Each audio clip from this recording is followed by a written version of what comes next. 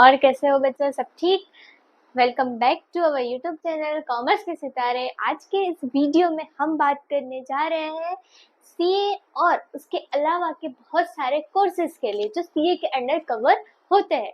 तो हमने पहले एक वीडियो डाला है कि आप क्या कर सकते हो 12th के बाद, आपके पास क्या क्या ऑप्शंस है। आई होप आप सब ने देखा होगा, उसको पसंद किया होगा।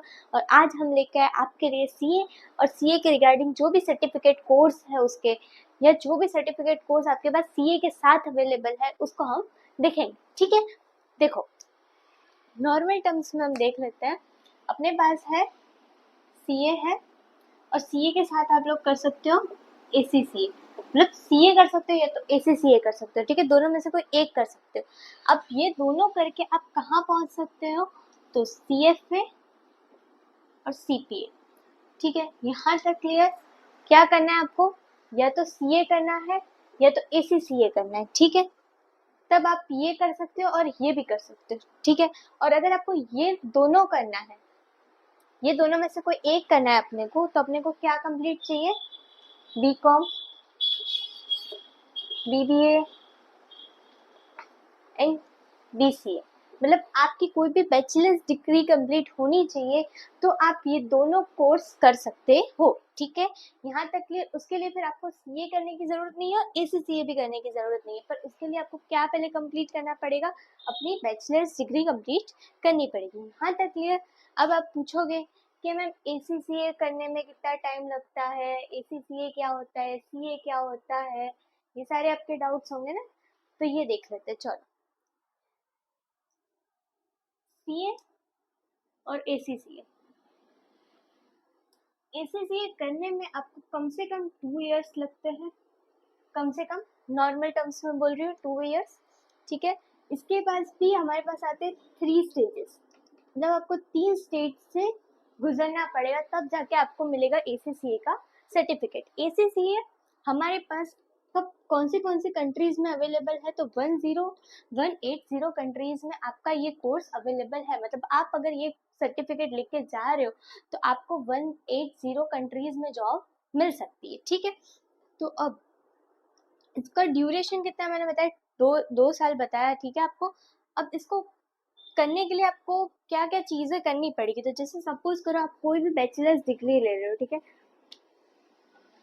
तो आप बैचलर्स डिग्री लोगे तो उसके साथ आपको एग्जाम्शंस मिलेंगे। मतलब आपको 4 पेपर जो फर्स्ट स्टेज के हैं वो हट जाएंगे, 3 पेपर, और सेकेंड स्टेज के 2 पेपर आपके हट जाएंगे। ठीक है, और उसके बाद के रह गए वो सारे पेपर्स आप कैसे दे पाओगे, तो सपोज करो कि आपको कोई एक पेपर आता है। ठीक है, कोई एक पेपर की आपकी अच्छी तरह प्रिपरेशन है तो आप वो पेपर दे सकते हो। ठीक है, उसके बाद आप सेकेंड पेपर ले सकते हो। इस तरह आप अपनी एग्जाम्स दे सकते हो। ऐसा नहीं है कि आपको सारे पेपर्स एक ही साथ देने, आप जैसे चाहो कोई भी एक पेपर की प्रिपरेशन है आपकी तो आपको उसे देना है। ठीक है, सेकंड स्टेज की, जब कि सेकंड स्टेज के सारे पेपर्स कंप्लीट हो जाते हैं, आपका क्वालिफाई हो जाता है, तब आप थर्ड स्टेज के लिए अप्लाई कर सकते हो। ठीक है, अब आपको देखना होगा कि भाई कितने कितने महीने में कब कब हम इसके एग्जाम्स दे सकते हैं। मतलब आपका 2-2 महीने का ड्यूरेशन आता है इस एग्जाम के अंदर। सपोज करो कि आपने एग्जाम दी है मार्च के अंदर,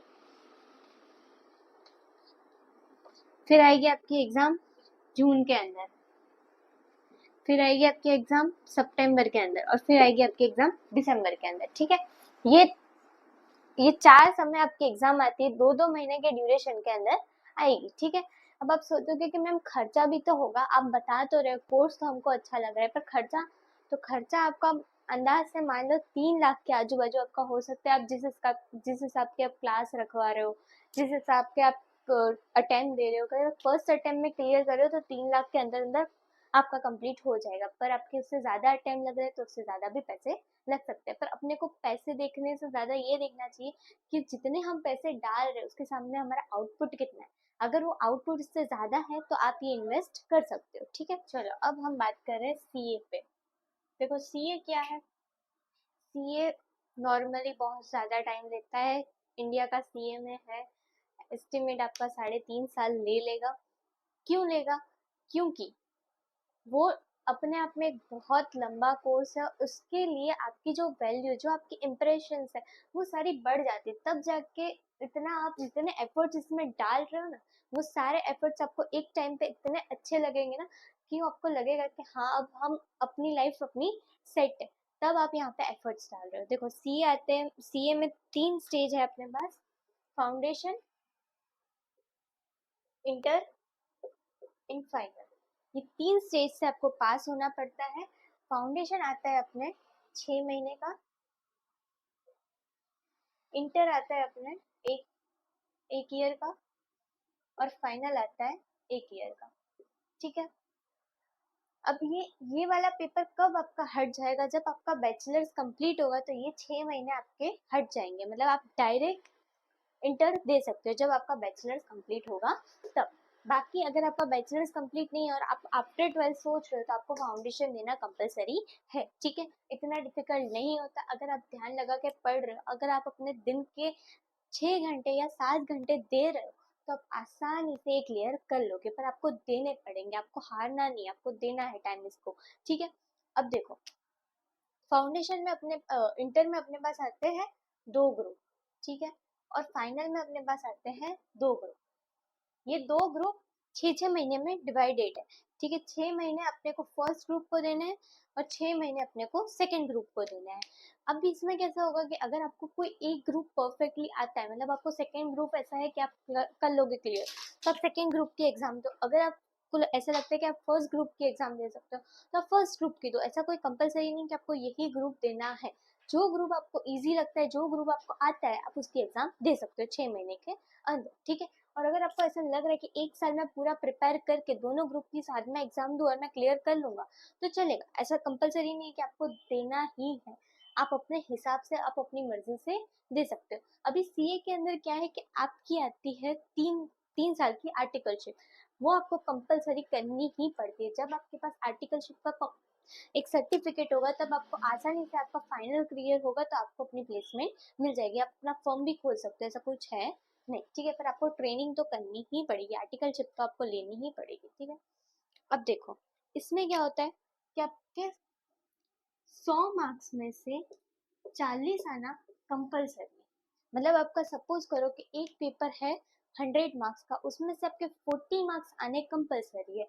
हमारे पास आते हैं 2 ग्रुप के अंदर, एक ग्रुप के अंदर 4 पेपर। ठीक है, वो चारों पेपर में से चारों पेपर के कितने आने चाहिए, 40 मार्क्स तो आने ही चाहिए, और आपका टोटल 200 तो बनना ही चाहिए। अगर आपका टोटल 199 बनता है तो आपको वापस से एग्जाम देनी है, जो भी ग्रुप आपने दिया है उसकी।